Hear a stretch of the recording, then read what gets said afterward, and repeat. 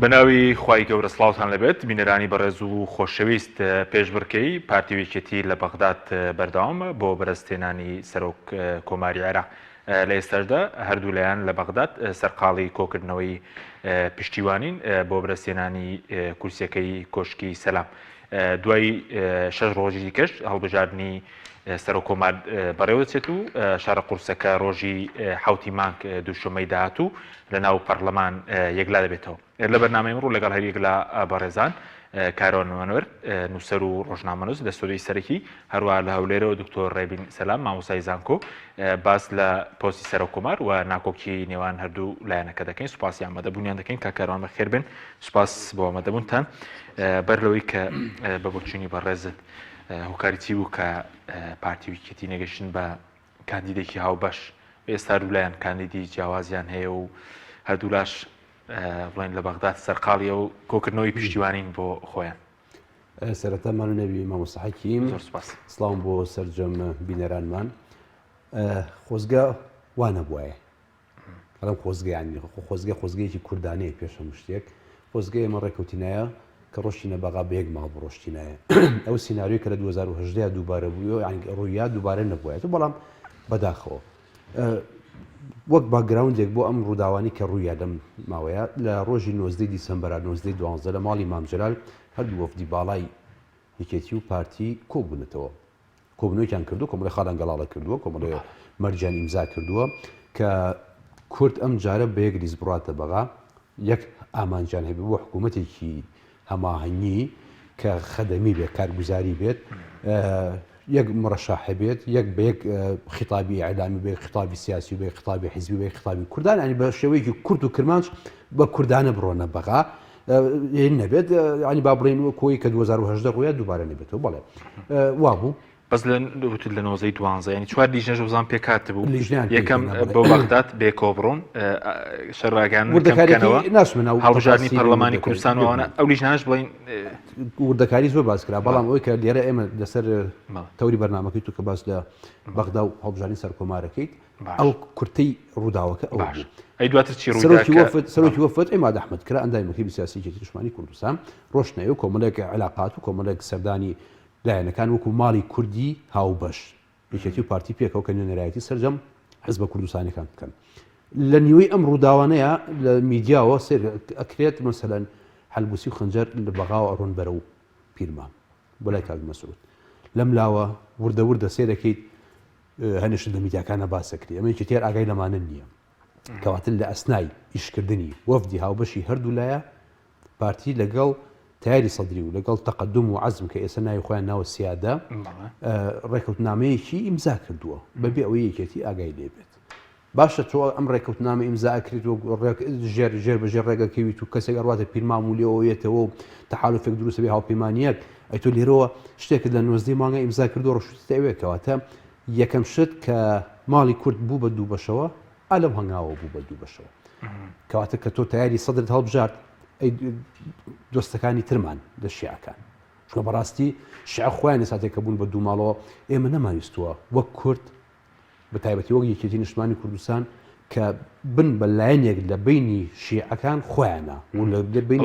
نوێی مانگە نەبوونە بەشێک لە ئیتالی تەنسیقی کە نەچوونە ناو یەکەمی کۆبوونەوەی هەڵبژاردننی دەستی سەرۆکایەتی وە لایەنگری یەکێتی نەبوو ڕوونکردنەوەی ئاشکرایی یەکێتی نیشتمانی کوردستان کە بڵاوی کردەوە لە ئێمە دەنگ بە کاندیدەکەی کوردی ژناین دەنگ بە حەلبوسی ژناین بۆ زانیاریت حەلبوسی لە یەکێتیەوە نزیکتر بۆ چەند ساڵە هەتاوەکو لە پارتیەوە دەنگی پێناین بۆ دەنگی پێنان لەبەرەوەی ئەم کێشەیە تەبیعەتی زۆر خراپی لێکەوێتەوە ئەگەر بێت و شیعە کە لە ساڵ 65 بۆ هەفتای عێراق پێگەێنن بکەونە وێزەی یەکتر دوو تەرەفی نیزاعیان هەبێت یەکەم ئاگر یەکەم پرشی ئاگری ئەوان بەری کوورد دەکەوێت بەری سونە ناکەوێت چکە سونە دۆستی دێرینی خۆی هەیە وڵاتانی خەلیجی هەیە تورکیای هەیە خۆیان کیانێکی ئەتوانە بڵێم تۆکمەتریان هەیە چەند شارێکیان هەیە بەدەستیان و هیچ کێشیانی لە عراقی بوونی خۆیان ئەوە نییە مەسەلەن وەک ئێمە بن پەرتەوازە بن بۆیە ئێمە کە دەنگ نەدرا بە حەلبوسی دەنگ نەدرا بە کاک شاخەوانیش هەستەکەم هەنگاوێکی زۆر عاقلانە و حەکیمانە بوو ئێمە ئێستا نە لەبەری تیاری بابڵین سەدرین نە لەبەری هەماهەنگین کورد ویستی واخۆی دەرخات و لێرەشەوە بە هەمان شێوە بۆ هەناسەیە کە ڕۆشنتە بەغا ئێمە وەک ماڵێکی کوردی سربەخۆ ئەڕۆینە ئەوێ نابین بە لایەنگری نە سونە و نە شیعە و نە لایەنگری باڵێکی شیعە دژی باڵێکیکە ئەمە باش وەگەراوایی بە بەڵام وانە بوو ئێستا ئێمە ئەتوانم بڵێم یەکێتی ماوەتەوە نە لایەنگری هەماهەنگیە نە لایەنگری تیاری سەدرە نە لەگەڵ سونەکانە نە دژی سونەکانم وەک لایەنێکی سەربەخۆمانێتەوە بەڵام ئێستا ئەو تەحالوفەی کە بە حکوومەتی ئەو ترێ زۆرینە ئەغلبیە پێشتر لە 19 مانگە ئێمە ئیمزامان لەسەر حکوومەتی هەماهەنگی کردووە حکوومەتێکی هەماهەنگی خزمەتگوزاری دەستوری ئەمە لە ناو مەرجەکانە لە ماڵی ئەوەی کە 1912 ساڵی ڕابردوو لە ماڵی مام جەلال کەوتوەفتی مەکتەبی سیاسی پارتیاتن یعنی ئەوەی واژۆ کراوە کە حکوومەتێکی تەوافقی پارتیوێکی دیبەشدار دەستوری خزمەتگوزاری بەم دەقە هاتوو واژۆشی لەسرە دڵنیام هەردوو مەکتەبی سیاسی يعني چەندین ئەندامی مەکتەبی سیاسی هەردوو لای ئیمزایان لەسەر کردو کە ئەڵێ مەکتەبی سیاسی ینی نوێنەری هەردوو حیزب دڵنیام کە دەقەکەش لەوانەیە ئەگەر هەمووشتان بڵاو نەکردێتەوە لە کەناڵێکی خۆتانە بەشی هەرە زۆری بەرگەتان بڵاو کردوەوە کە لیژنەکان ئەڕۆن و پێکەوە هەبانیە دروستە بێت ئەڕێنە بەقا ئێمە واکەین ئەمە لەسەر ئەمانە کۆنکرێتی ڕێککەوتوین بۆیە تەنانەت بۆ حوستنی با بڵین بۆ نیەت پاچی سەرۆکی وەفدەکە لە یەکێتی نیشتمانی کوردستان هەڵبژێراوە کە ئیماد ئەحمەدە ئەن چۆتەوێ بەڵام ئیتر ئەم گۆڕانکاریە چۆن وا بە پەلە دروست بوو ئایا ئەمە پێشتر ئیشی بۆ کراوە ئایا لەوێ لە ناو بەغایە کراوە ئایا تەرەفی با بڵین مبادر و دەست پێشخەر کێ بووە کورد بووە یا سونە بووە یا شیعە بووە ئەمە بەڵام ئێستا کێشەیەک دروست بووە ئێستا ئێمە کورد دوو باڵین دوو ماڵین شیعە دوو باڵە دوو ماڵە سونە بە حساب ماڵێکە بەڵام ئەو ماڵە ماڵێکی لەرزۆکە چکە هەتاوەکو ئێستا هێشتا لەناو تیاری عەزما کۆمەڵێک کێشە و مەشاکل هەیە یەکی نەگرتوتەوە اینجا سونە ئێساتێ بە حسابی خۆیان تەمسیلی هەموو سونەکەن بەڵام بەشێکی زۆر لە سونەکان بەداخەوە لەم لەناو سێگۆشەی سونەیە کۆمەڵێکی زۆر داعش هەیە ئەمە یعنی سێرەکەی عێراق بەرەو هەنگاوێک ئەڕوات هەنگاوەکان لە شپرزەوە بۆ شپرزەتر لە تێکچووە بۆ تێکچوونتر لە ناسەقامگیریەوە بۆ ناسەقامگیری زیاتر بیرت نەچێت کە تۆ دەرگای ماڵەکەت خستە سەرپشت تورکیا لێتە ژوورەوە ئێران لێتە ژوورەوە ئیمارات دیەتە ژوورەوە قەتەر لێتە ژوورەوە یعنی ئەبێ بە وڵاتێک کە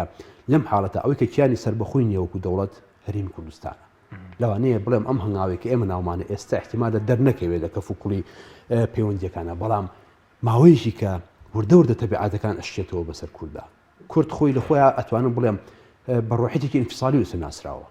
کورد دەڵێ لەکوێ بووی کرابێت ویستێتی عالەمی کوردستان هەڵکات دای چەقانەوە لە شوێنەکە وتێتی ئەمە حدودی منە حەقم بەسەر عێراقەوە نیە هەر ئەو کۆی کە لە ڕاپرسەکە و لە ساڵی 2007 کرا ئەی باش ئێستا ئێمە تۆ چوونێتەوە ناو ئەم یاریە گەورەی کە کۆمەڵێک دەوڵەتی گەورەی تایە بە تەنها پارتیوێکێتی نین و بە تەنها تیاری سەدر و هەماهەنگیش نین و بە تەنها تەقەدوم و عەزم نین یعنی زۆر جارە بینین ئێستا ڕێی ئیمارات و ڕێی قەتەر بووە بە ڕێگەی کانی هەر کەسێک هەڵەسێ لێ سەری سواری تیارە بێت لێ دابەزێ لە ئەنقەرە دابەزێ لە تاران دابەزێت کەواتە وەزعی عێراق ئەگەر بێت و عێراقیەکان خۆیان نەگرنەوە خۆیان کۆ نەکەنەوە بە حکمت و بۆ حکمەتە سیاسی کە پێویستەکە عێراق بەرەو لێواری شەڕێکی ئەتوانم بڵێم خوێناوی ڕات یعنی بیرت نەچێ تەکوین دروستبوونی بناغی ئەم دەوڵەتی ئێمە لە بناغی دەوڵەتی لوبنان نەچێت بۆ لەبەروی عێراق کوردی تایە شیعی تایە سونی تایە سابئی تایە مندایی تایە مەسیحی تایە زیدی تایە کاکەیی تایە ئەنواع و ئەشکاڵ مۆزاییکی یعنی بە کوردەکەی پێڵێن دێوجامەییە لوبنانیش بە هەمان شێوە جا ئەم وڵاتانەیە کە زۆر تێکەڵ و پێکەڵن یەک نەتەوەیی نین سیرەکەی زیاتر قابلی ئەوەیە کە شەڕی ناوخۆتیان ڕووبا لە لوبنان بیرمان نەچێت 15 ساڵ خەریکی شەڕی ناوخۆ بوون لە ئاخیرا کە با بڵێن ئاش بوونەوە چوونە سەر مێزی دانوستان ئێستا جارێکی خەریکە لە لوبنان دروست بۆیە ئەزمموی عێراق زۆر لە ئەزمموی لوبنان و نزیکە هیوادارم ئێمەی کورد طرف نەبین کەڵم طرف نەبین یعنی نەبین بەلایەنێک کە سبێنە پریشتی شەڕێک سبێنە پریشتی ئاگرێک بەری ئێمە بکەیت چونکە یەک بەرگی ئاگر ناگرین دوو ئێمە هەتاوەکو ئەم دقەیەش نەمانتوانیوە قەرز و قۆڵی سەرشانی خۆمان بینەوە بۆچی بە دەربینەوە ئەگەر پۆستی کورسیەک ئەم کورسیە ئەگەر ئەوەنە مهمە بەلای هەر کەسێکەوە کە وای لێبێت بێ بەمایە ئاژەشەوی ماڵەکە ئەو کورسیەمان نویست لە حاڵەتەکە بۆ لەبەر ینی تۆ نازانیت تۆ هەنگاوێ گەنیت ئەتوێ مەبەستی شتێک بەدەستبێنی بەڵام لەگەڵ شتێکی خۆتە ئەوەشی کە پێیاد کردووە لە دەستی بی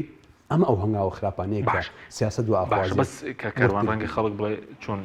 یەکێتی ئاگاداری ئەو لێتێگەشتن نەبوو چووکە پێشتر بڵین لێتێگەشتنی سەدرەکان هەبوو و هەربووسیوێتە پارتیش لە سەر یاسای هەڵبژاردنەکان و پێ هەڵبژاردنەکان ئێوە چۆن ئاگادارن بەڵام دواتر دەگرێمەوە لای بەڕێزت دکتۆر ڕێبین زۆر سوپاس بۆ بەشداری بەڕێزیشتان سەبارەت بە مەسەلەی ئەو ناکۆیکی کە دروست بووە لەگەڵ کاکاروان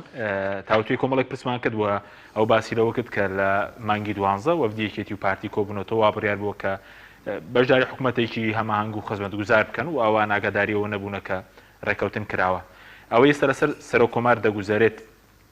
بڵێن بەکوێ گەیشتووە پارتی پێ دوایە کورسیەکە دەباتەوە کورسی سەرۆکۆمارەکە بەنای خی گەورە میهرەبان سەرەتا ڕێز و سڵام بۆ جەنابەت مامۆستا حەکیم و بۆ مامۆستا کاروانی میوانی بەڕێست و سەرجەمبینەران وەڵاهی ئەو ڕێکەوتنەی کە کراوە ئێستا ئێمە لە دانانی محکەمەکاری ئەوە دانین کە بڵێن کێ بۆتە سەبەبی ئەوەی کە ئەو ڕێکەوتنەی پارتیوەکێتی نەهاتە دی وە جێبەجێ دەکرا و ڕێکەوتن لەو پێشکرابوو یا نەکرابوو لە نێوان کوتلەی سەدری و یا هەرلایەنێکی دیکەی لەگەڵ پارتی دیموکراتی کوردستانە کرابوو یا نەکرابوو ئەم بەتا شتێک نەبوو وەکو مفاجئەیەک بڵێن گوایە برادرانی کێتی تووشی مفاجئی کردبێتن و بوو بێتە مایەوەی کە ماڵی کوردستان هاو وتاری سیاسی نەبێت لە بەغدا ئەوەی کە بابەتەکەی بڵێن ڕایەکەی جیاواز کرد لە دێوان پارتیۆکێتیا چەندین بارودۆخ بوو یعنی نابێ ئێمە بیبەستینەوە بە بابەتێکەوە کە هیچ بەڵگەیەکیشمان پێی نییە ینی لە وەکو مەدرسەی خەبەری ئێمە ڕاستێر خەبەرێ بوویترێ بەبێ سەرچاوە ئەوەی سەرچاوی ڕاستەقینەی جیابوونەوەی ئەو ڕایە یەکێتی نیشتیمانی کوردستان و پارتی دیموکراتی کوردستان بوو ڕۆژی نۆی مانگ نۆی یەک کاتێکە هەڵبژاردننی سەرۆکایەتی پەرلەمان کرا هینی عێراق ئێمە قەوڵوا بوو بە یەک تیم و یەک بە شێوەیەکی هاوبەشی یەکێتی و پارتی بچنە بەغدا و تیمی هاوبەشیش نێنرا بۆ بەغدا بۆ دانوستان لەسەر ئەو حکوومەتەی داهاتووی عێراق بکرێ بە شێوەیەکی بڵێن خطابێکی مشتەرەک هەبێ بەڵام ئەوەی ڕاستی بێ سەرۆکاتی لیژنەکەش درابوو بە برادرانی کێتی نیشتیمانی کوردستانیش یعنی تۆ تەماشای ئەو بابەتەکە یعنی ئەگەر تۆ سەرۆکی لیژنەیەک بی هاوبەش بێ هینی کێتی نیشتیمانی کوردستان بێ سەرۆکایەتێکە و لە بەغدا خەریکی دانوستان بی بەڵام لە کاتی دەنگدانی ناو پەرلەمانە نیو سەعات دوای دەستپێکردنی دەنگدانەکە بۆ سەرۆکایەتی پەرلەمان برادرانی یەکێتی هاتنە دەرەوە و مووقفێکیان تۆمار کرد کە ئەنەهو ئەوان لەگەڵ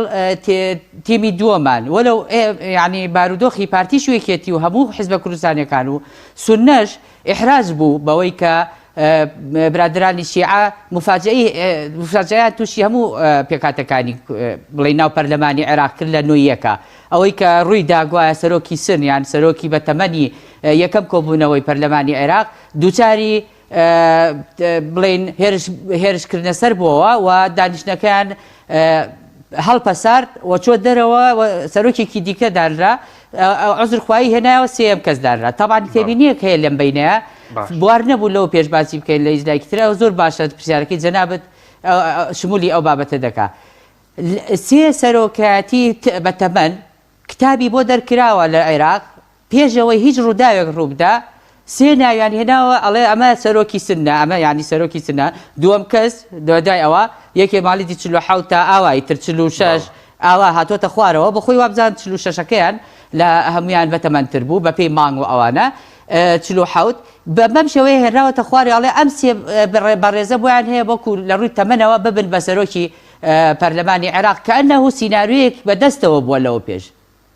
یعنی ئێمە تێبینیمان کرد لە ساڵی 2018 لە ساڵی پێشووتری 2014 پێشووتر لە 2005 سەرۆکی سن کتابی بۆ دەرنەکراوە بڵێ وەرە سێ نەفەر ئەمانە بە تەسەلسول گەورەترینی بە تەمەنەکانی ئەو خولەی پەرلەمانی عێراق بۆیە مەسەلەکە بەرنامە بۆ داڕێژراوێک بوو بۆ ئەو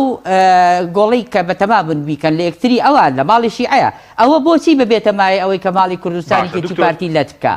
ئەمەیە پرسیارەکە خۆ هەموو حیزبە کوردستانیەکانی دیکە لە ناو قاعی پەرلەمانە مابوونەوە تەنها برادرانی یەکێتی نیشتیمانی دوای نیو سەعات لە دەستپێکردنی دەنگدانەکە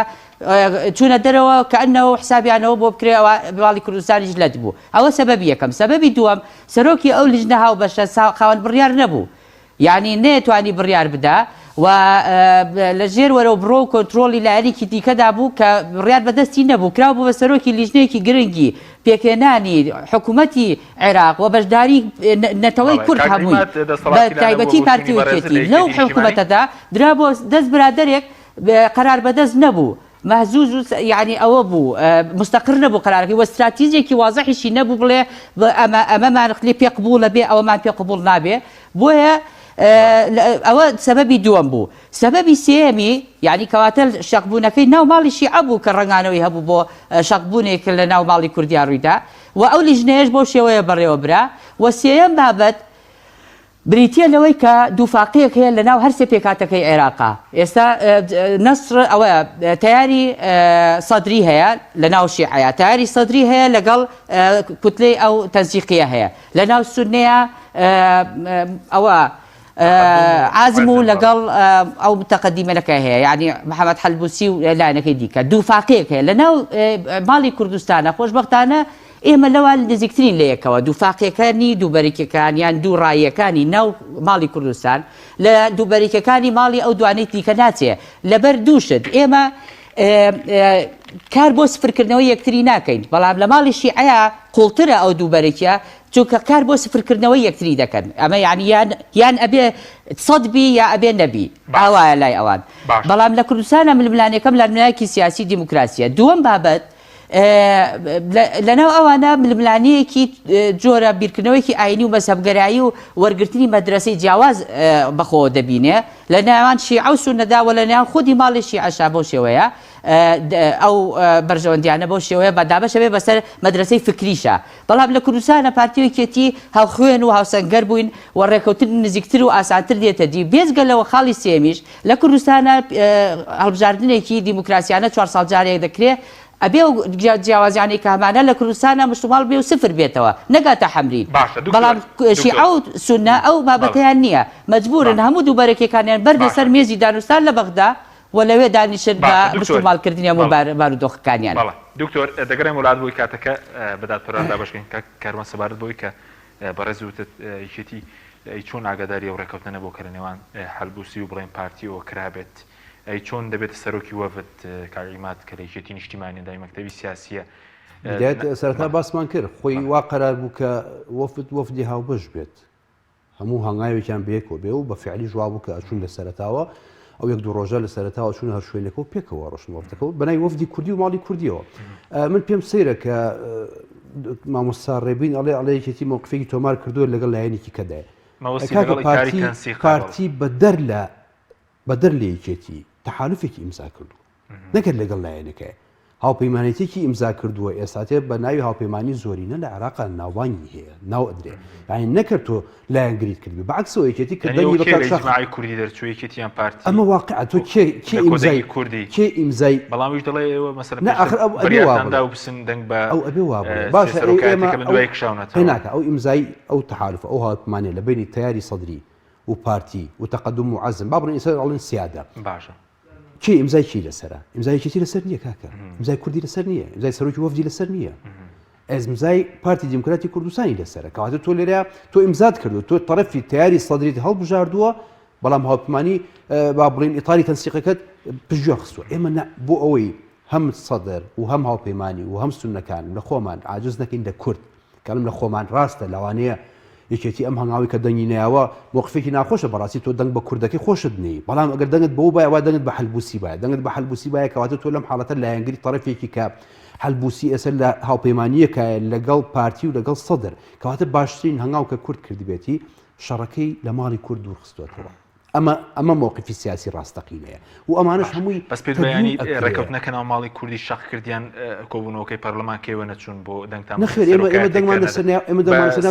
دەستی سەرۆکاتی تۆ ئازادی دەنگ بێت دەنگی ئێستا بۆ ئێمە ناخۆش بوو ئەگەر دەنگمان بە کاکشاخەوان باید دەنگمان بە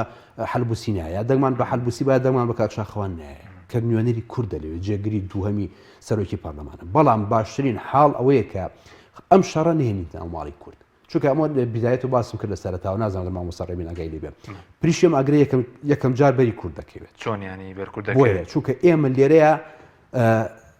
تەرەفێکمان هەڵبژاردووە بەداخەوە کەڵم ئێمە یعنی نیوەی کورد پارتی دیموکراتی کوردستان لایەنگری تەرەفێکی کردووە بیرت نەچێت تەرەفی دووهەم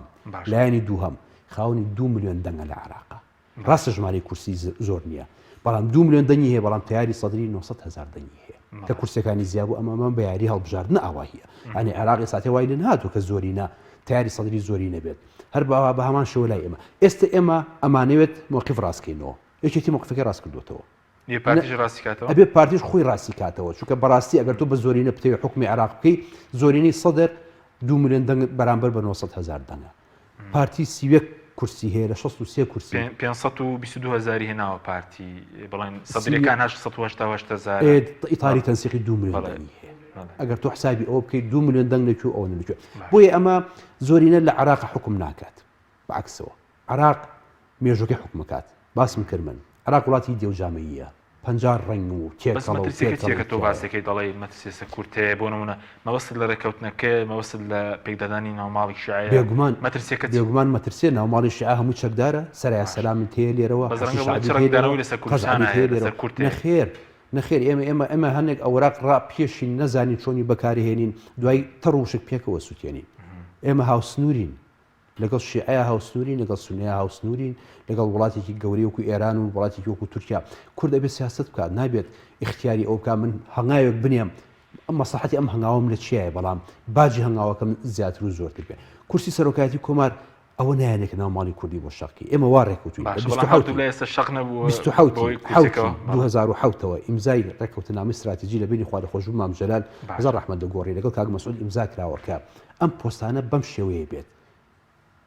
عێراق سەرۆکایەتی کۆمار لە ناو کووردا بۆ یەکێتی سەرۆکایەتی هەرێم بۆ پارتی ئەم میتر بەم شێوە بەم شێوە ئەمە اتفاقی استراتیژیە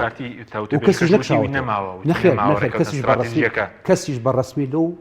ئەومانەی نەکشاوەتە لەو ڕێکەوتن استراتیژیە بەڕەسمی ئەگەر کەسێک بکشێتەوە بڵێ ئەوە من کشاومەتەوە تەبێژی پارتی دەڵێ نەماوە ئەڵێ پابند نەبوون پێوەیە ئەو خۆی ناڵێ ئەمە کشاینێتەوە باشە ئێستا گەر بڵێ کشاینێتەوە کاتە لێکولی حادیسی حەدیث بەڵام مەوزوعی ئەمەی ئێمە گەورەترە مێژووی کورد ئەوەی کە بنیاد نراوە لە 92 تاوەکو ئێستا بە هەنگاوێکی ئەتوانم بڵێم بە هەنگاوێک نازانم ینی چۆن ئەم بیرکردنەوەی چۆن بووکە تۆ بتەوێت کورسێک وەرگری بەڵام لە حەقی کورسەکەی 20 کورسی بەجێ سپاس دەکەم کاک دکتۆر سەبارەت بە وەرگرتنی مەسەلەی سەرۆک کۆمارە لایەن پارتیەوە دوایی دێنێ سەر ناوەڕۆکی ڕێکەوتنە بڵێن سێ خۆڵێکەش بەس ئێستا دەڵێن جۆرێک لە پاشگەزبوونەوە هەیە گوتارێک کە پارتیای بوو پێشتر ڕێفراندۆم و مەسەلەی سەربەخۆی ئێستا شەر لەسەر پۆستێک دەکا و ڕخنێ دەگیرێت لایەن هەندێک خەڵکەوە کە پۆستەکە دەبێت پارتیای خاکی عێراق بپارێزێ ئەمە بڵێن تراجع نیە لەو گوتارەی کە پێشتر هەبووە سەرۆک کۆمار و مسۆگەرشە سەرۆک کۆمارەکە بۆ پارتی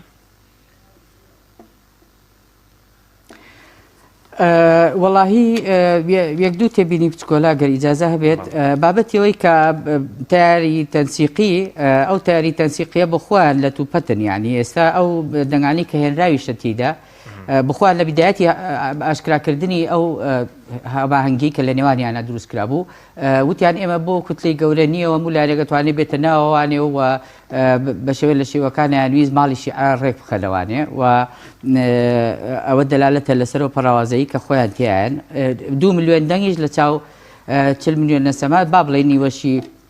مناڵ بێ و یان حەقی دەنگانی نەبێ و سەفەری کردبێت هەر لە کاتە لە سەتا یعنی لە 20 ملیۆن 2 ملیۆنە کاتە دە لە سەد یعنی ئەوە نییە بڵێ زۆرینەیە 2 ملیۆن ناکاتە یعنی بە شێوەیەکی ماتماتیکی ئەگەر تەماشای بکەیت ڕاستە لایەنەکانی دیکەش کە دەفەرمێت کەمتریان هێناوە ئەوە بۆ خۆی یاسای هەڵبژاردنەکەەوە دانرابوو کە حکوومەتێکی زۆری نەبێتە دی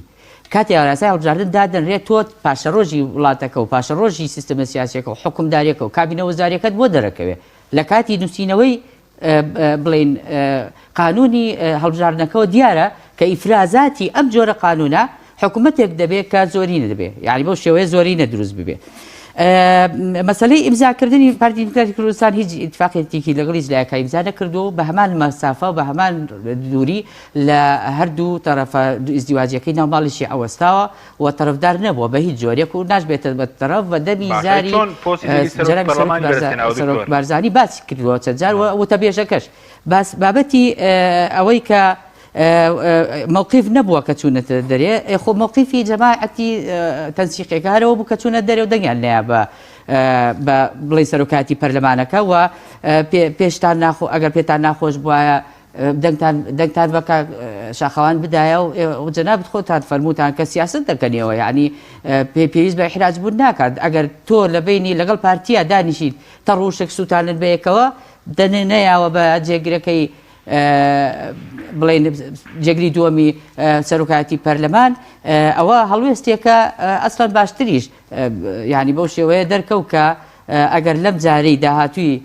سەرۆک کۆوارە کۆوار یاری وار وەکو جێگا یان نیشتەجێ و کۆی ئەو وارانە دەبێ هەموو لایەنێ کۆ بکاتەوانە و چەتێکی گەورە بێ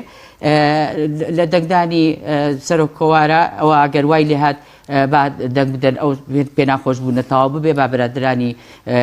نوێنەرایەتی یەکێتی با دەنگ بدەن بە نوێنەر کوردەکەی کە لەوێ دەچێتە دەنگدانەوانێ بۆیە بابەتی ئەوەی کە بە فعلی زۆر قسەی جوانی مامۆساکاروان گوێ بێت کە هیوادارم یەکێتی نیشتیمانیش بۆ خۆیان بەو شێوەی بیر بکەنەوە کە تا پۆستێک ئەوە نایەنێت کە هەموو شتێکمان لە کیس بچێ یعنی نابێ بڵێن ئێمە یان سەد یان سفر یعنی ئەوە لە سیاسەتا بڕۆ ناکەم برادرانی کێتی جوابن یا بازی قسە دەکرێت لێرە و لەوێەوە کە گوایە بەتەمان ڕەت فعلی جیاوازی هەبێ ئەوە هەمووی لێدانە لە دیموکراسیەت و دەنگدان و ڕۆژ ناکەم کە برادرانی یەکێتی و عەقڵمەندانی یەکێتی و ئەو ئیداری تازەی یەکێتی بەو شێوەیە بیر بکاتەوە بابەتی ئەوەی کە بەڵێ کاگوشیار دەیباتەوە بەڵام ئێمە حەزمانە کرد بە بردنەوەیەک بێ لە ناو ماڵی کوردستانەوە بەو دووبەریکێ دەرنەکەوین و بە یەک بەرە دیار بووینایە ئەو باشتر بوو چونکە دەرگای مساومە و مزایدە دەکرێتەوە بەڵام ئەو دەرگای مساومە و مزایدەیە جەنابی سەرۆک بارزانی دوێنێ دایخست یعنی بە شێوەیەک ئەو پێشنیارەی بۆ ڕێخستنی ماڵی شیعە دەرگای مساومە و مزایدەی لەو لایەنانە داخست کە دەیانویست مساومەی پێوە بکەن و مزایدەی تێدا بکەن بەکردنەوە و ناردنی دوو کاندید یان دوو بەربژێر لەلایەن کوردستانەوە وەکو سەرۆکی کۆبار ئەو بابەتەی کە بڕێنرایەوە وەکو ڕێگرتن بوو یعنی تۆ بەم فەرعەیە بەم کۆڵانەیە ڕێ سەری ئەو سەری کۆڵانەکەی لەو مەجموعە برادرە ئەگەر بە تەمابێ هەر لایەنێک بە هەموو لایەنەکانەوانێ بیانەوە ئێمە 25-26 نەفەر خۆی کاندید کردووە بۆ سەرۆکایەتی کۆمار ئێمە وەمان بیر نەچێ خۆ پارتی یەکێتی نیە بەڵام شانسە گەورەکە بۆ پارتی یەکێتیە خەڵکی بێلایەنیشی تایە و خەڵکی لایەنەکانی دیکەشی تێکراوە بۆیە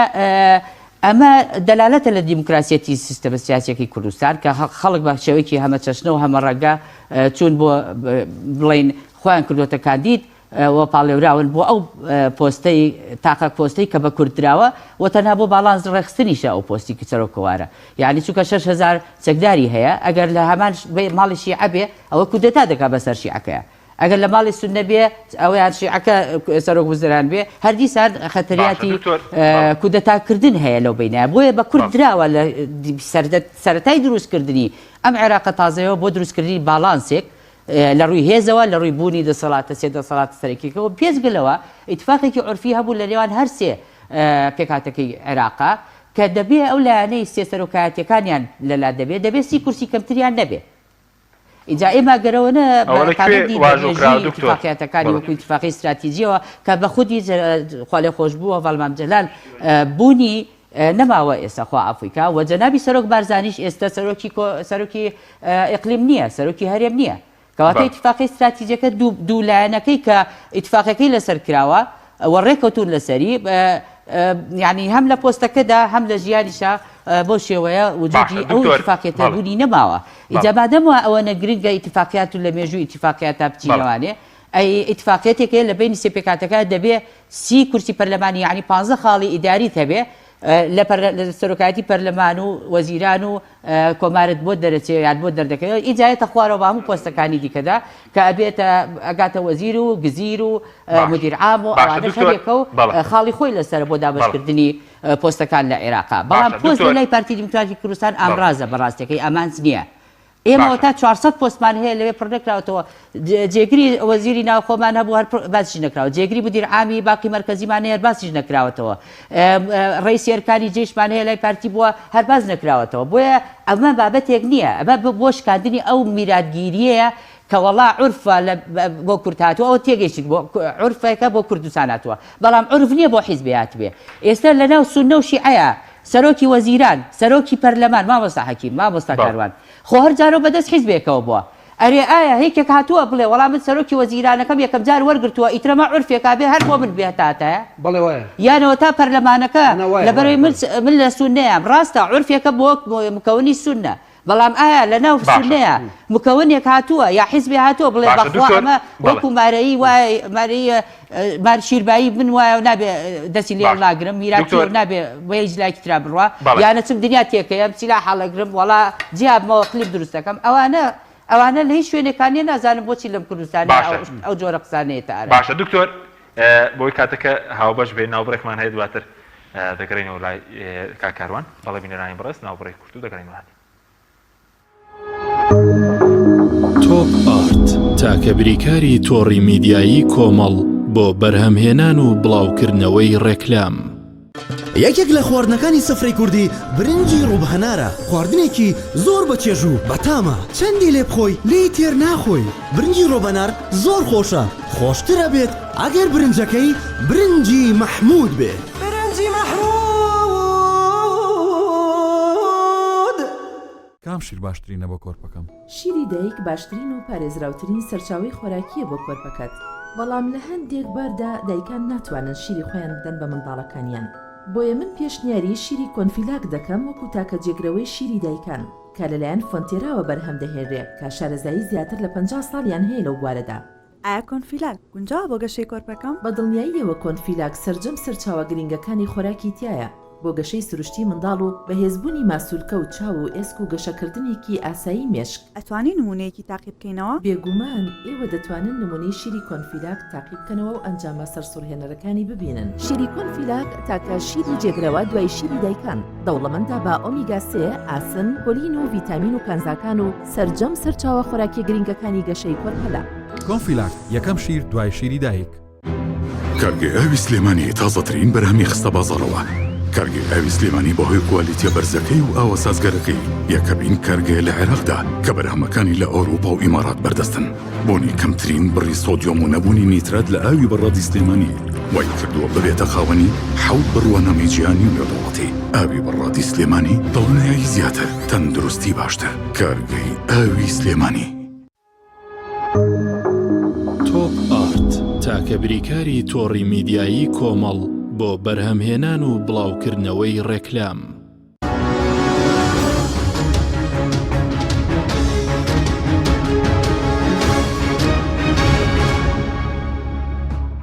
جارێکتر سڵاوتان لەبێت بینەرانی بڕێز کاکەرۆم گرم و لای بڕێزت سەبارەت بۆی کە ئەوەی باز دەکەیکیتی هەڕەشەی کردووە بۆ کشانەوە لە حکومەت یاخود ئەوە گەر پۆستەکە لە دەست بدات ئەو پۆستەوە دەهێنێ و یەکێتیش بڵێن خۆی حازر کردەوە بۆ دۆڕان یاخود ئێستا چاوەڕێی بردنەوەیە بڵێن یاری دیموکراسی بەس بردنەوە نییە، بردنەوەشی تەیە و دۆڕانیشی تەیە. بەڵام بە ڕۆحی ڕێزی دۆڕان وەرگری من بە مامۆستا لەم پارتی لە 2010 تاوەکو یوسف پیرۆزبایی ئەتەکێتی ڕسمی لە دکتۆر بەرهەم نەکردووە. هەر تای 2010 بەرینێدا بە هیچ شێوەیە هەتا ئێستا نیوتووە سەرۆک کۆمار پیرۆزی بێ و ماڵێنم چەند جارێکی شووەتە ئەوێ دکتۆر بەرهەم و سەردانی کردوون. هاوپەیمانی هەموو دنیا باسی هاوپەیمانی سێقۆڵیەکە لە عێراقا هەموو دنیا کە تۆ ئەڵێ هاوپەیمانی ئیمزاکراوەمان نییە ئەی باشە ئەمە مصیبەتە، ئەمە نەکبەتیە. ئەی تۆ چۆن ڕیشی خۆت داوەتە دەستی هاوپەیمانیەک ئەگەر نەسێکی مەکتوب و سەریحت نەبێ ئەی باشە سبێنە چی ئەڵێ لە فیدرالی پەشیمان نابنەوە، چی ئەڵێ مادەی سۆچل هەڵناوەشێنەوە، چی ئەڵێ ئەوەی کە هێزی پێشمەرگە کە ئیمکانێت و دارایەکی هەیە لە بەغاوە لێمان نابڕن، چی ئەڵێ هێرش ناکەنە سەرمان. ئەی تۆ من چۆن ئەچمە ناو هاوپەیمانیەکەوە ئیمزاکراو نەبێ ئەی بەچی باسی چی ئەەکەن؟ من حەزەکەم ئەو چوارچێوەی کە خەڵکی هەرێمی کوردستان بابزانێت پارتی و سەدر و سیادە لەسەر چی ڕێکەوتون. یعنی تۆ شقانی لایەنگرت هەیە، دۆستت هەیە، دەنگدەرت هەیە. ناوڕۆکەی دیارنێت چییە؟ ناوەڕۆکەکەی من لێرو لێ قسە ئەبیسیە بەس نازانم چی وتراوە بۆ لەبەرەوەی ئەبێت دەست نەسێکی ئاوا هەبێ پارتی بڵێ شقامی کوردستان من لەسەر ئەمە ڕێکەوتوم لەگەڵ سەدر و لەگەڵ ئەگەر هاتوو ناوەڕۆکەکەی ئەوەنە باش بێت یەکێتی ناچارێ بە دوای بکەوێت. کاکە دەستت خۆش بێ مادەم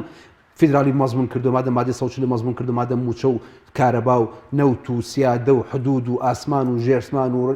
تەدەخولی ئەجنەبی ئەوەی کە پێی ئەوترێ ئەو کێشە گەوران ئەمانی هەموو تیا هاتوو لەو هاوپەیمانی تۆ و سەدر و سیادە ئەوە ئێمەش لەگەڵتین. بەڵام ئیسە تۆ کە شتێکت ئیمزا نەکرد بێ یا ئیمزات کردبێ و خەڵک نەزانێ ئەمە مەتەڵ نییە، ئەمە سیاسەتە، ئەمە سبەینی هەموو جارێکە ئیڵێم و جارێکی کەش پریشی ئاگر پریشی ئەم ڕێکەوتنامەیە ئەگەر خەڵک نەزانێت شەقام دەنگدانی لەسەر نەکات نەزانێت چی تایە.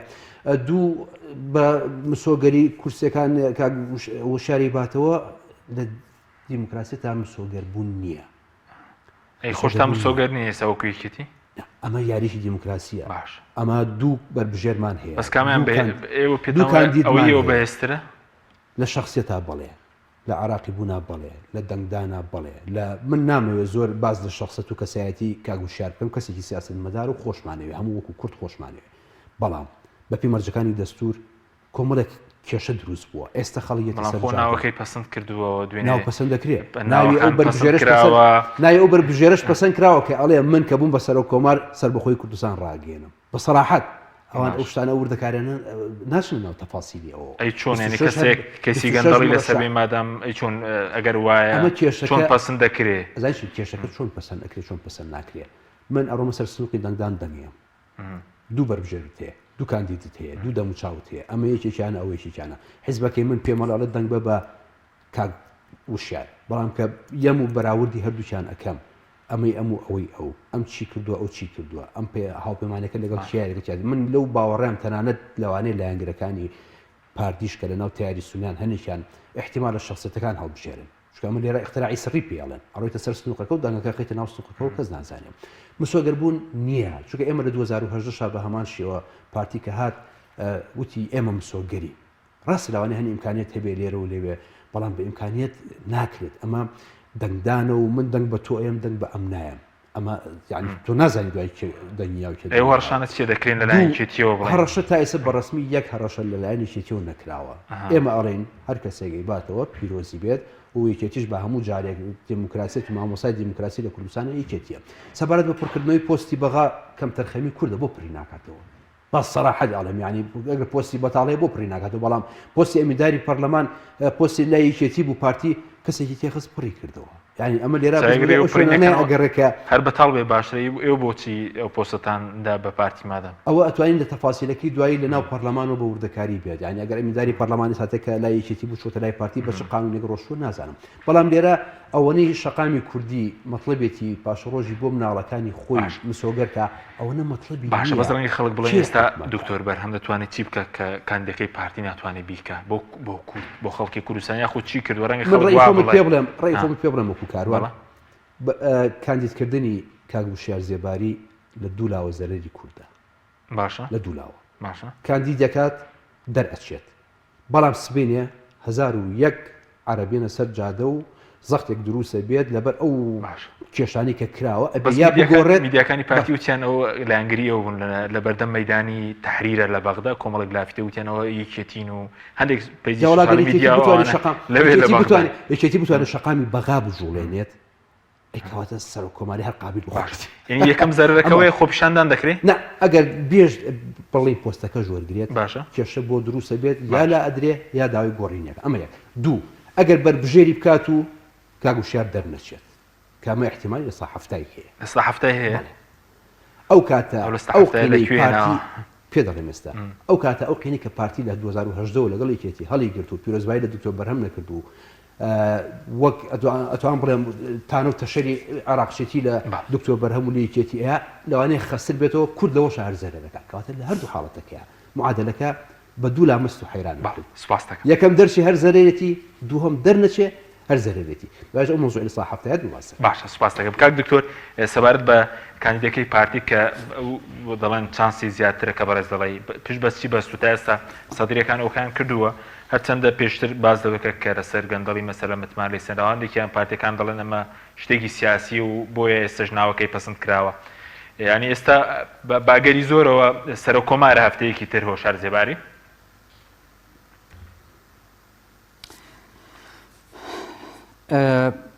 وەڵی نازانم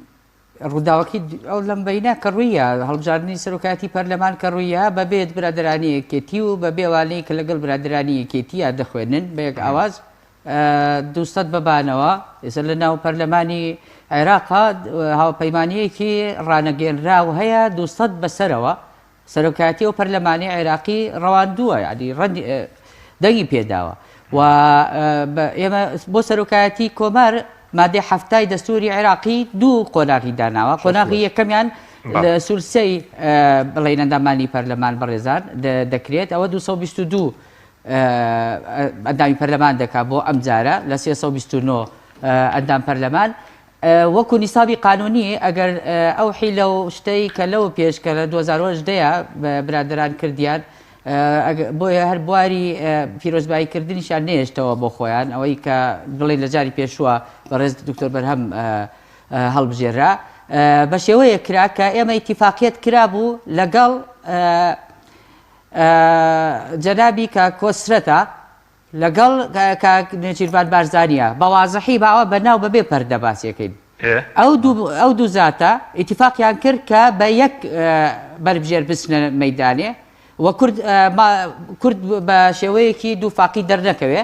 نیو سەعات دوای ئەوەی نەبرد یعنی 25 دقیقەی برد بە دقیقی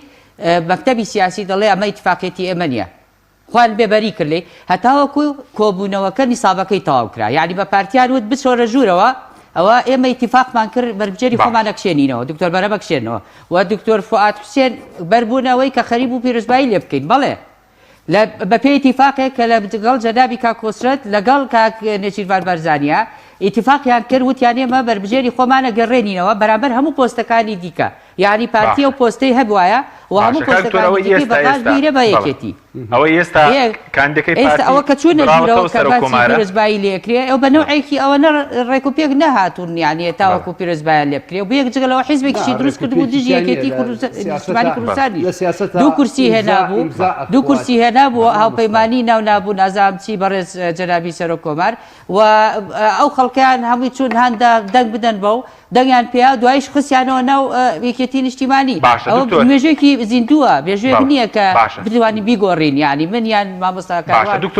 کە ئیشەڵای ئێمە ئەوەش ئیشمان نییە یعنی ئیشمان گۆڕینی حقیقەت نییە ئەوە حقیقەتەکە بوو بۆیە پیرۆزبایی لێ نەکرا ئەو بابەتێک پیرۆزبایی سەرۆکاتی پەرلەمان دوێنێ ڕوویاوە بابەسا حەکیم دەنگیشی پێی دراوە بەبێ ئەوەی کە یەکێتی نیشتیمانیشی تێدابی ئێستا ئەمڕۆ ساڵی 2010 نییە ساڵی 2010 نییە ئێستا ڕانکاری ڕوویداوە لە هاوکێشەکانە بەڵێ هەلبوسیز و شارزێباری نییە بیرت نەچێت مادەی بڕگەی سی مادەی 68 دەستور کاک و شارزێباری ئەگەر بابەتیەوەی کە ئیقالەکردنە و ئەوانەیە هیچ بڕیارێکی دادگار لەسەری نییە ئەوە یەکەم بابەت هیچ بڕیارێک نەگەیشتۆتەوەی کە لە دادگاوە بە تەوقیفی هەبوایە باش ئەگەر کەیسەکە ڕاستە ئەوە فایلێکی گەردەڵی گەورەیە با تەوقیفی بکەن با لە بڕیاری دادگا دەرچێت لەسەر تەوقیفکردنی یان دەست بە سراگرتنی ماڵی گواستراوە نەگواستراوی کە یەکەم خطوەیە بۆ ئەو قەراری کە دەبێ بکرێ براکەم برای بەڕێزم هەمومان دەزانین ئەو ئیخالەکردن و ئەو ئیستیجوابانەی کە لە بەغا دەکرێ هەمووی مسایسە بوو پێشەوەی ڕووداوەکە ڕووبدا جەدۆلێکیان دانابوو دیان و لە پێکاتی کورد فلان حزب ئەبێ ئیقالە بکرێ فلان حزب نەک کەیسەکە جەدۆلی دوای ئەوە دەرابوو لە کوتلەی بۆ نمونە سائیرون بوو وەختی خۆی دەبێ فلان لایەن بڵین ئیستیجواب بکرێ قایمەیەکیان دانابوو قایمەیەکی سیاسی بوو ئەوە هیچ ئاساسێکی نەبوو خۆشیان دەزانن ئەساسی نەبوو بۆیە لە تێنەپەڕی لە دوان لە مزایدەیەکی سیاسی زیاتر تێنەپەڕی و بێجگەلەوە قانونێک هەیە لە قانونی داریە ئەگەر شارەزا ئێمە دیقەت بدەین 2014 ئێمە ئەم بابەتە ڕوویداوە 5 ساڵ بەسەر ئەگەر ئیقالەکردنی ڕەسمی هەر لایەنێکی حکومی بەسەری بێ دوای 5 ساڵ بۆی هەیە کە خۆدیسانە خۆی کاندید بکاتەوە بە شێوەیەکی فەرمی و ئەوانەی کە لە بەغاش بوون ئەڵێن وەڵا شارعی عێراقی 1001 بیانووی لێگر بۆ هەواڵمان جەلالیشیان کردبوو خۆ خۆر ئێستا لە بیرمانە هەمومان ڕزەربێکی سووریان لەسەر وێنەکەی خوا لە خۆش بووە فالمان جەلال لێدا بوو لا نوریدوکە ئەیوهە الرئیس لا نوریدوکە ئەیوهە الرئیس 4-5 مناڵەوردکە چوو بوون بەڵام ئایا ئەوە ڕای شارعی عێراقیە ڕای پەرلەمانی عێراقیە ڕای حیزب و لایەنەکانی عێراقیە نەخێر بۆیە ئەو 3-4 مناڵی برابوون یەکی 20,000 ئیرابوو تێ لەوێ ڕوێنەی کاک بڵین کاک و شارزێباریان دانابوو بە هیچ شێوەیەک گزارشت لە ڕای شەرعی عێراقیداکە و جەنابی کاک و شار 10 ساڵ زیاتر ئیشی کردووە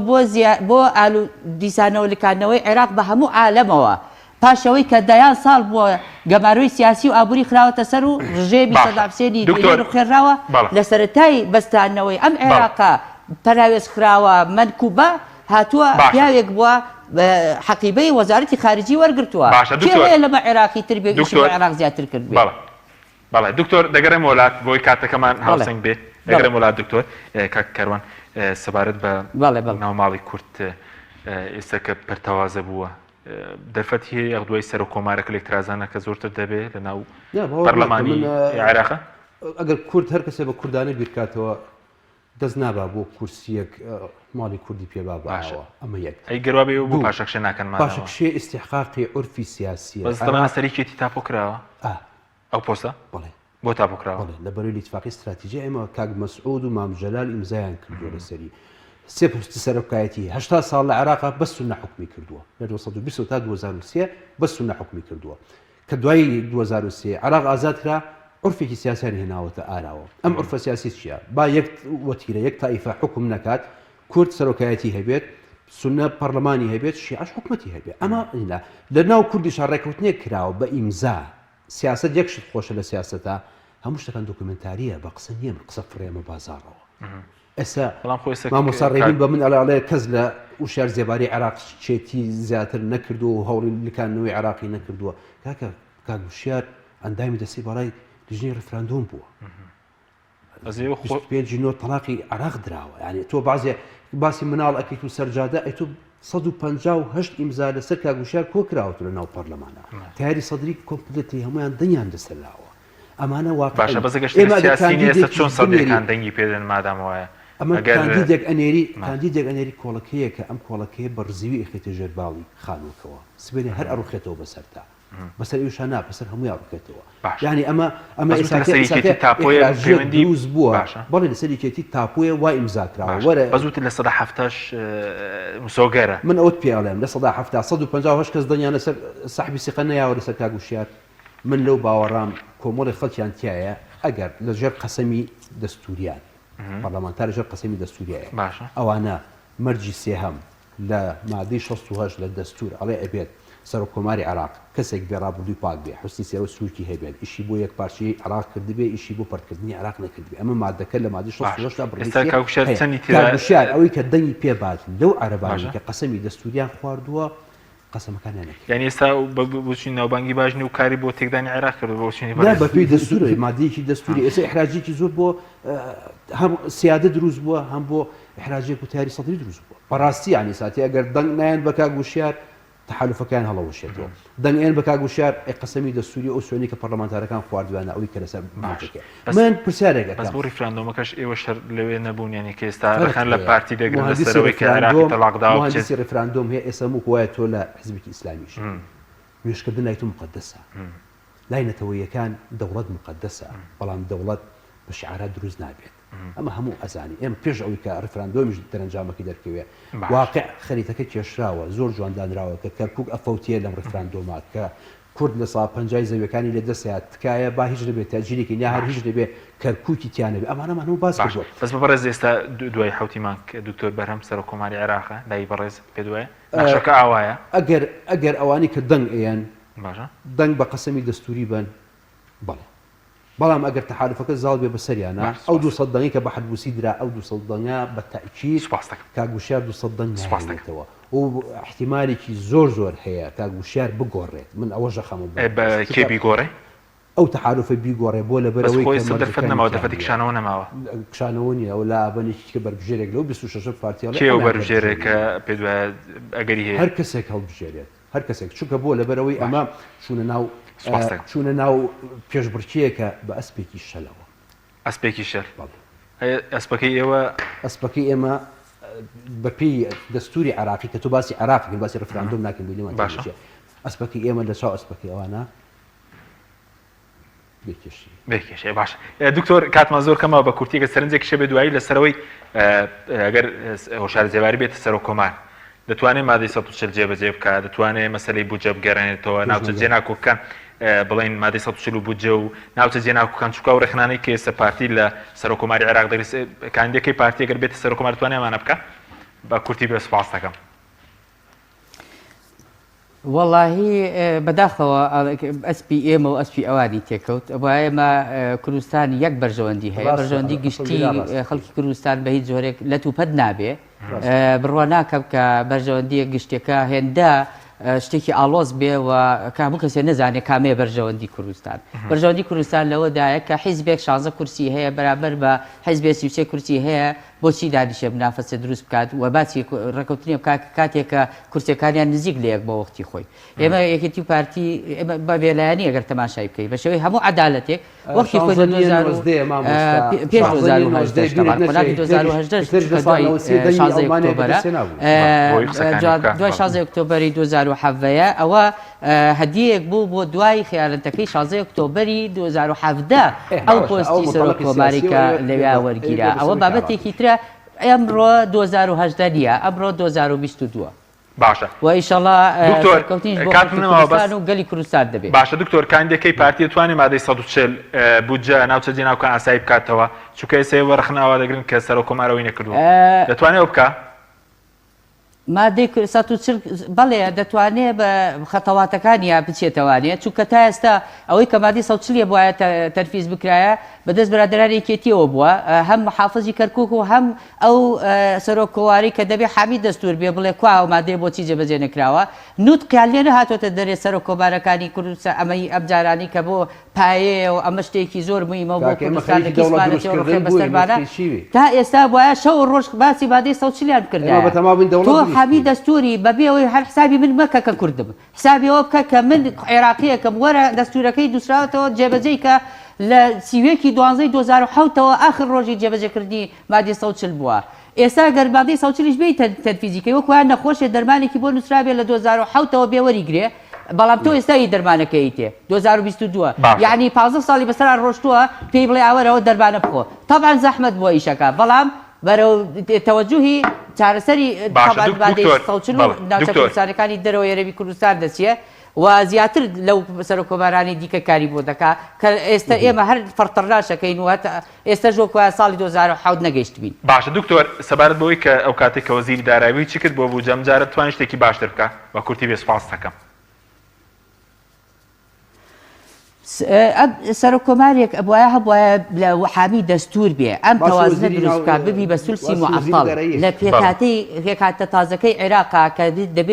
دەبێت لە ڕێگەی توێژینەوەکانەوە ئیسپاتی ئەوە بکرێ کە کورد سولسی معەتەڵ بێ سونە سولسی معەتەڵ بێ شیعە سولسی معەتەڵ بێ بۆ بڕیارە چارەسازە گرنگەکانی عێراق بەڵام ئێستەی کە ئێستا ئێمە بەیەکەوە قسە دەکەین کورد و سونە تهمیش کرابوون هەتا ئێستا لەو سیستەمەی پێشوە ئێمەوەمان تاقی کردەوە لە سەری نەگرت و هیچمان دەست نەکەوت بۆ نایی بە پێچەوانەکەیەوە جێبەجێ بکەی بەشکم شتێکمان دەست بکەین ئیتر ئەوەنە توانزمان نەگرینە جۆری ئەمە شێوەیەکی منطقی بیرکردنەوەیە هەر بە دوور لە هەموو موقفێکی سیاسی پرۆسەیەکە گرتوۆتە سەر ئەوە چەند ساڵە 2005ەوە هەتا ئێستا 7 ساڵە من دانیشتم لەگەڵ ئەمانە هیچم سەوز نەکردووە دەبا بچم لەگەڵ ئەو جەماعەتی تریشا تاقی بکەمەوە. سپاس دەکەم دکتۆر. بۆچی لایەن لەگەڵمانە سپاس دەکەم ئەگەر زۆر بە کورتی کاتن نەماوە شتێکت ماوێ زۆر بە کورتی کاتن نەماوە خۆی ئەم دانیشتنی ئێمە لە ئەخیرا ئەوراقەکان کەشف بوو بەڕاستی ینی کە ئەو باسی دەوڵەت و دەستور و ئەمانە ئەکان لە کاتێکەوە باسی عێراقەکات خەریکی تەلاقدانی عێراق بوون ئێستا شەڕ بۆ پۆستی سەرۆکی عێراق و کورسی عێراقەکری ئەمە دووفاقیەکی زۆر گەورەی لە سیاسەتا ئێمە حیزبی یەکەمی کوردستان چۆن نابێ شەڕ بۆ پۆستەکەی عێراق ئەگەر لە عێراق نەماینایە باسمان ناکرێ و کات بەڵێ وانە باجی ئەم ئەو پرسیارکردنەکە خۆی ئەساسێکی منطقی نییە هەر هەنگاوێک کە پارتی ئیکات بەداخەوە باجەکەی کوردیە هەنگاوێکی ڕفراندۆمی کرد کورد باجیە دەشتی نینەوە لە 150 زەوی کوردستان بوو تەسلیم کرا کەرکووک ئەوەی لێهات کە هات 16 ئۆکتۆبەری 2007 بوو سەبەبەی ئەوەی کە ڕفراندۆمی ڕووخانەوەی خۆی لێ کشاویتەوە وڵاتەکە داوەتی گورە داوای کورسی گوردەکانەکەی ئاخر ئەمە دووفاقیە ئەمە کێشەکەیە ئایکە من دائنیشین ئێمە سێرەکەین کاگوشار کەس بەقەت کاگوشار عراقی نەبوو ئەکە کاگوشار سەحبی سەقی لێکراوە کاگوشار سەرۆکی ئەنجومەنی باڵا بووە لەبەرەوە جارێکی کێژە لێمەوە دەنگدان و چوونە ناو هەڵبژاردنەوە بەو شێوەیە ئەوە مەترسێکە بەڵام من خەمی ئەوە کە دوای ئەوەی کە کاگوشار دەرناچێت کێشەکان بە کوردستان گەورە سپاسان دەکەم سپاس بۆ هەردوولاتان سپاس کێشەی بە کوردستان گەورە نابێ خەمن نەبێ ئەگەر ئەو لایتر گەورەی نەکا کێشەکان ئەمە عەرز و ئەمە گەزە ئەزمموی 2010مان هەیە سپاسان دەکەم سپاس بۆ هەردوولاتان زۆر سپاس 2010 ئەمڕۆ نییە ئەمڕۆ 2022 ڕێبین هەرگیز حکومداری بە ڕقم ناکرێت جاری کەژ ڵێمەوە بیرت نەچێ هیتلەر لە سانە و سی دەنگی ئەڵمانیای بەدەستێنا